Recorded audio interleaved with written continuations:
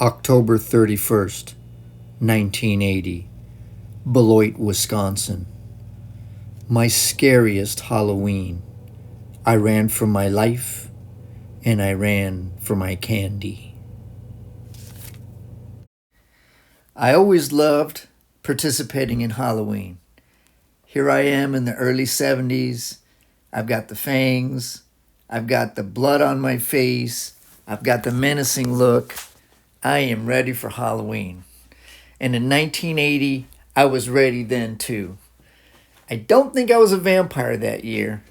I think that year I dressed up as a werewolf.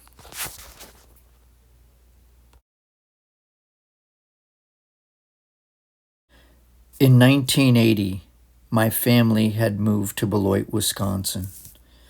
We were new in town.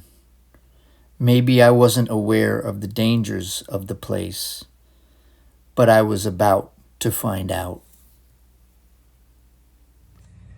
It was Halloween in 1980. My friend Jimmy, my brother David, and I decided to go trick-or-treating. Look, back then, parents didn't go trick-or-treating with their kids, right? They just let them go. Just go, kids.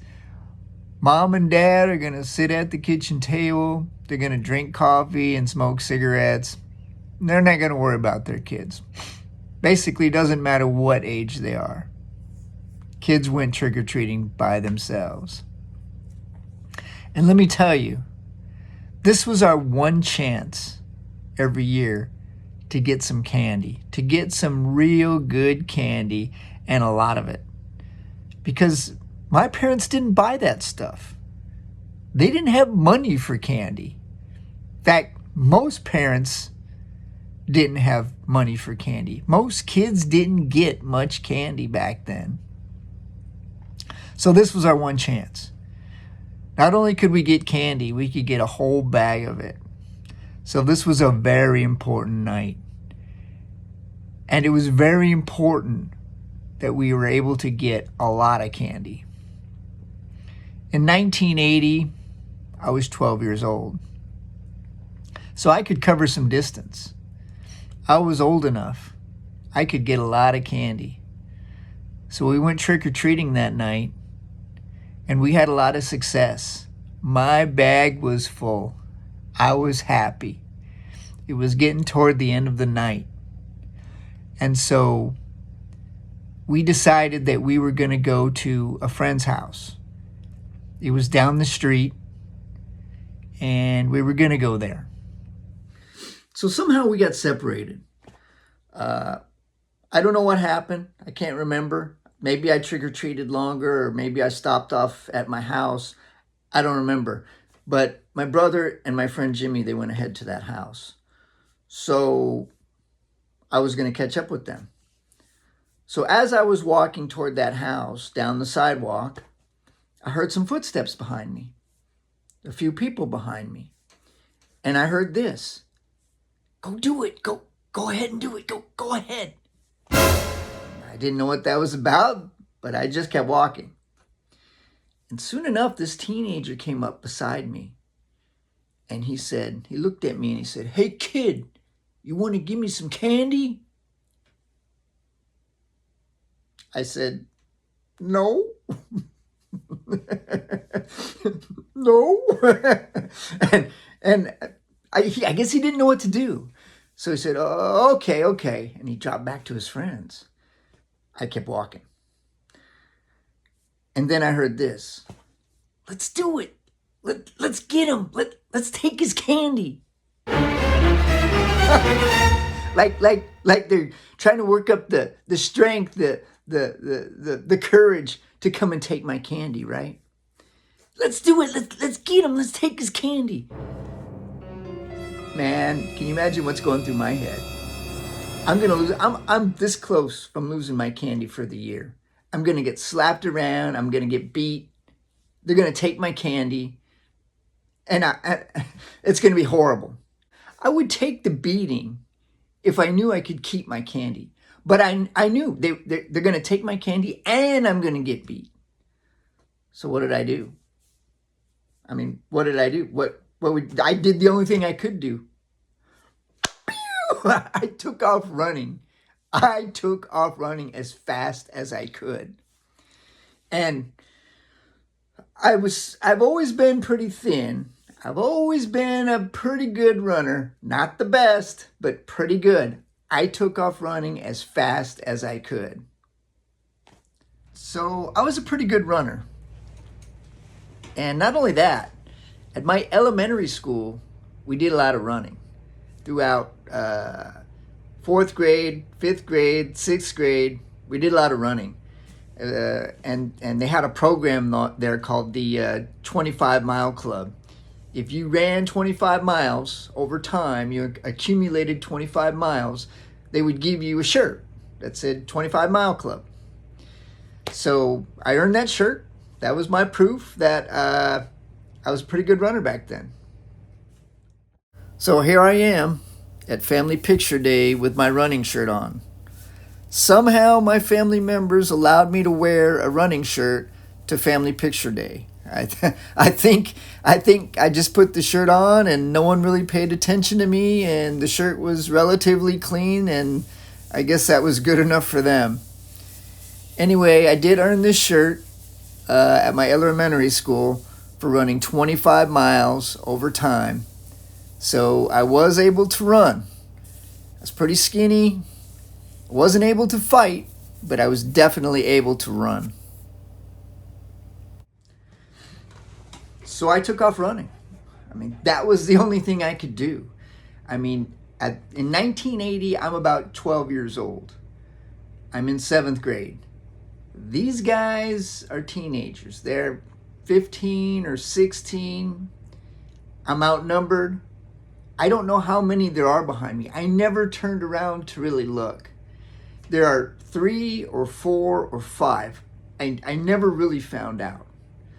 So I knew I wasn't going to fight these guys. I knew I wasn't going to win. All right? I couldn't fight anyway. So I took off running as fast as I could.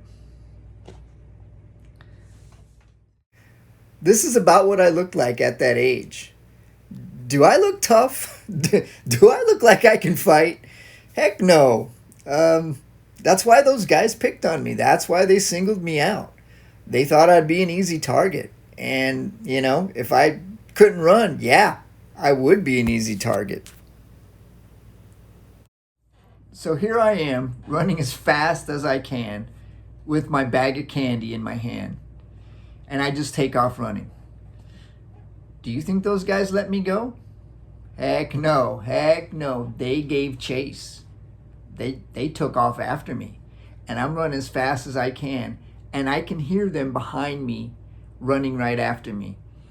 And where am I going to? I'm going to the house where I can meet my brother and my friend. I didn't know where else to go. My own house is behind me, so I can't go back that way. That house is probably the only safe place, possibly safe place that I could think of to get to. So I'm running as fast as I can toward that house. And they're after me. And I could hear them gaining on me. Okay? So I've got a bag of candy in my hand. I'm smaller than them. And even though I'm running as fast as I can hear them getting closer and closer and closer. I don't dare look around, because if I do, that'll just take a fraction of a second. That'll just slow me down. So I just keep running. But they're going to catch me. I can see that I'm not going to make it to the house. I can see the house, but I don't think I'm going to make it. Anyway, I come to the street. And when you're a little kid, your parents tell you that before you cross the street, you look both ways to make sure no cars are coming. Well, I knew that rule, but at that moment, I didn't pay attention to that rule. I just kept running right across the street. I didn't look at all. I just kept running. And just so happens, as I crossed that street, as I stepped off the sidewalk to cross the street, there was a car turning into that street, turning in, and almost hit me.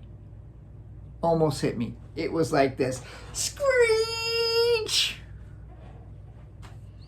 Almost hit me. I just made it around the front of that car. Screech! And the driver of the car, the man that was driving the car, I could hear him.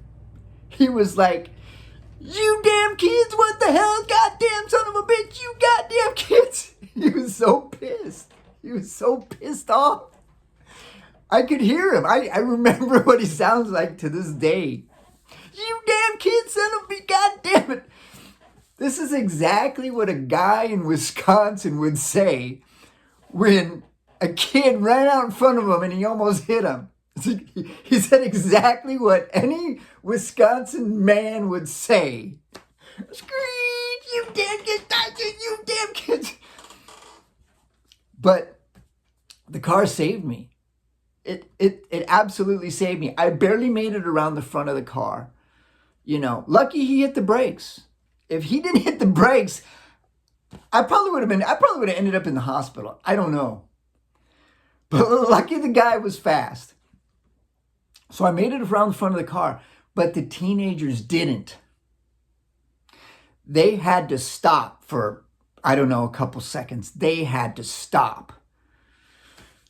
I kept running. I never really got a good look at the car. I saw it out of the corner of my eye. I never saw the man. I heard him. I think he got out of the car. But I didn't look back at the teenagers. I didn't look at the car. I was just focused on that house and I kept running. And that car saved me. It was just a few seconds more. I got to the house. I ran across the lawn. I ran up the stairs onto this elevated porch. I ran up to the door. Knock, knock, knock. Ring, ring, ring. Knock, knock, knock. Ring, ring, ring. And the man opens the door. I didn't know what to say. I did not know what to say. I said, trick or treat.